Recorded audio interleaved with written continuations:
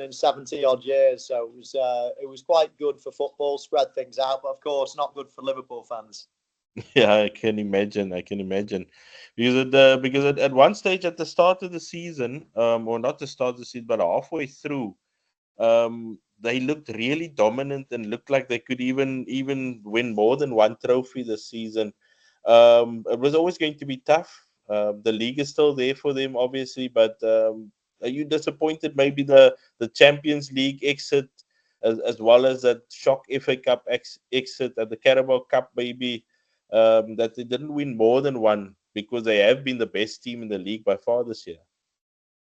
Yeah, I think you're right, John. I think, put it this way, if you had said to all the Liverpool fans before the season, you're going to win one trophy and that's going to be the Premier League, they would have been like, that would have been absolutely amazing. That's, would have snapped your hand off. But you're right, they were so dominant, or looking so dominant, and almost in the league, it's all almost a foregone conclusion now. They've almost already won that trophy. So then it was full focus onto how many could they win. And yeah, within a quick sort of few weeks, it feels like they're out of all three, and it feels like the season is a little bit of an anti-climax in many ways, and it shouldn't be. And I'm sure in 2 or 3 weeks or whatever, people will forget about it and be really excited about, clinching that Premier League trophy. But at the moment, it feels really a little bit depressing if you're a Liverpool fan. Yeah. But that succession plan seems to be working after Klopp left and the Slot coming in. It seems like that has worked really well for them in terms of the seamless transition from one coach to another. There wasn't these sort of rumors who's going to come in. It was announced early that Jurgen is leaving, and then Arne Slot has come in. Do you think that's been also part of the success? Because nobody really before the start of the season thought Liverpool was going to sort of run away with the league. Yeah, exactly that. I think yes is the answer. I think it's been a brilliant transition. I think one thing that really helped, of course, is the squad. I mean, there was virtually no change whatsoever in the squad. Chiesa came in, but of course you wouldn't say he's a regular player. And the only difference, but it wasn't somebody coming in, is that Gravenberch came in really into a different position. But apart from that, it's exactly the same. So I think that continuity helped. I think the manager being very clever and not changing too many things straight away helped. And as you say, I don't think many people thought Liverpool would win the league. They certainly didn't think they would be streaking away with it, and virtually won it by March. So it has been an incredible season. And despite losing in the cup final, despite getting knocked out of the Champions League, I still think Liverpool fans are, not secretly, but they still, very comfortable, very happy with what they're seeing. And if the league was to start again tomorrow, I can't see anybody challenge. Liverpool are the best team at the moment, so that's a comforting thing to know. However, the only disappointing thing is when you are dominant, when you have got a great team, you need to cash in and win as many trophies as you can, because we all know how competitive it is, and your great team doesn't last forever. So that's the only disappointment. But no, I think Liverpool fans will be happy at the moment. And next season, people are already looking at next season, but there's also been talk about Mo Salah's contract, Virgil van Dijk's contract, Trent and Alexander-Arnold's contract. So there's bound to be a rebuild also, even if some of them re-sign or some of them go.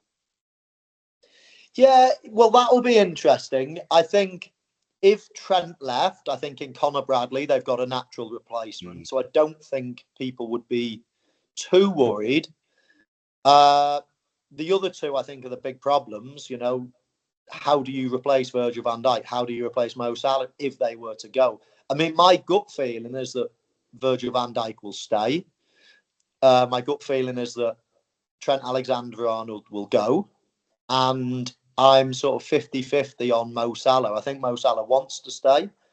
I think Liverpool want to keep him. But I think there's a big disparity between what one wants and what one's prepared to offer. So that will be a huge moment for Liverpool. I do think there will be the odd change. I mean, I would be of the opinion that Darwin Núñez might leave. So I think there will be one or two changes, but I don't think wholesale changes. maybe, as I say, maybe Darwin leaving, maybe Trent leaving. That would be 2, and then at the very most a third player. So I don't think it'll be huge changes, and I don't think that Liverpool needs so much in the here and now. They'll only need replacements for whoever goes. I think the squad is big enough, strong enough, good enough as things stand. So I think it'll only be more replacement signings if anybody leaves. Yeah.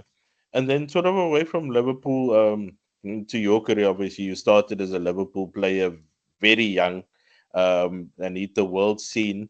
And these days there are quite a few young English players coming through in the Premier League. The sort of Tyler Dibbings, the Archie Grays. We've seen you spoke about Connor Bradley and so on. It seems like these guys are coming through over the last few years, that there's sort of been a rise in English-born players sort of coming through at the clubs and getting sufficient game time. Do you have some advice for these guys coming through about maybe sort of your rise to stardom and how difficult it can be for an English-born player in the Premier League to shine? Yeah, this is quite a difficult, well, not a difficult question, but it's quite a long-winded process. Bringing young players through is in theory it should be reasonably easy, but the problem is the Premier League is so strong that it's very difficult. So if I give you an example and say, England are very successful at youth levels, so we do produce a lot of good players and we win tournaments at under 16, under 18, under 21. We are successful at youth level. However, getting players that are very, very talented into the first teams at the big clubs, and bear in mind the most talented players are at the big clubs. Yeah. The Chelseas, the Man Cities, the Liverpools. That's where the majority of the best young players are. But the hard thing is, I don't care if you've won the World Under 18, World Under 19 championships. If you're a right-sided attacking player for Liverpool, I don't care if you're a world champion at under 19. You're not going to be as good as Mo Salah. You're not going to be, if Mo Salah's injured, you're not going to be as good as Jota or Nunez or whoever. Like immediately, you need more experience in that level. This is like a different level again. So what a lot of the time happens is then those great players at the big clubs where our best players are, they then get lost. Yeah. And good players, really good players, look at the example of someone like Phil Foden. The really good players then, a lot of these clubs are reluctant to send them out on loan. So they don't really get any education. And after 2, 3, 4 more years, they almost become stagnant and they're not as great as they once were. And then we don't get the benefits of them in our first teams and our national teams. If I give you the opposite example of, let's say, England beat Portugal in the final in the World Cup under 19s, for argument's sake. Those players in Portugal are very talented. Their league is not as strong. Their remit is to produce players and to sell them for massive money. So all those players are either equal or less in terms of than the English players are now playing 50 games for Boa Vista and 60 games for Porto and 80 games for, Sporting Lisbon. Yeah. And all of a sudden, we're seeing these players and they're scoring goals or doing great. And then we buy them for 60 million because they've got all this experience. Well, we had better. We had better 4 years ago, but we can't get them into it's too difficult. So now we're buying the finished products from elsewhere when we had the best in the first place. And it's exactly the same young managers, English managers, people in other countries have to give their own people chances because they have no other option. Whereas we can buy the best from all over the world, which is a lovely thing to be because it means the Premier League is so strong and we buy the real thing. But it's to the detriment of the English game and getting good players through. And what you've seen over the years, especially in the England team, is loads and loads of players that have come through, to make the England team, but they weren't the elite when they were 17 or 18. They're not coming out of the academies of the great teams that were winning everything. They're all sort of Southampton players like academies that are, but only because Southampton can give them a chance when they were in Division 1 and the Championship. They were giving Oxlade-Chamberlain and Bale and Lallana and, all the Chambers and hundreds of these players, Theo Walcott. They were giving them all chances because they were in Division 1. But they weren't our elite players. They weren't our best players. They were just getting given all our best players were getting snuffed out at Liverpool and Man City and whatever. So there's a huge wastage. So, as I say, it's a long-winded answer, but it's a little bit deep, being quite simple. Yeah. Oh, okay. And then, just going towards the Champions League. Yes, it looks like PSG. They barely qualified for for the last 16, and then they produced probably one of the best displays of that round of 16. Do they look a real threat for you? And it's a bit, and is it surprising for you without maybe the recognized superstars they've always had over the last couple of years, like Mbappe, Neymar, even Messi was there? Yeah, I think that's a great point.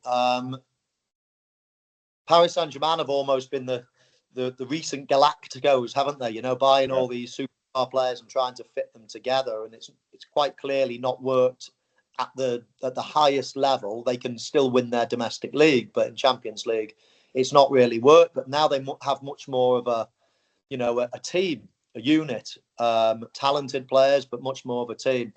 And I think not many people give so much credibility when they're top of the league in France, because everybody sees them top of the league all the time. So it's like, well, Paris Saint-Germain. But I think once they watch them against Liverpool, everybody's woken up and thought, wow, what this is.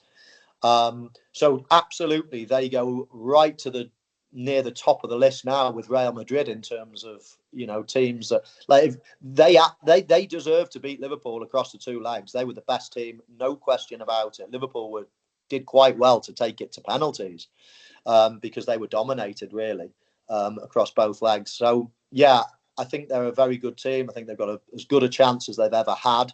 They've already knocked possibly the favourites out of the tournament, and the only problem is they're on the really difficult side of the draw. Real Madrid are lying in waiting as well, or Arsenal, of course, and Aston Villa. But yeah, so it'll be difficult, but they're definitely one of the fancy teams now.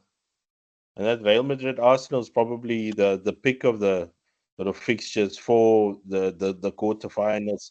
Do you think Arsenal, they've had a lot of injury problems? There has been a lot of talk about them not signing a striker in January to maybe make a push for the league or even in Champions League.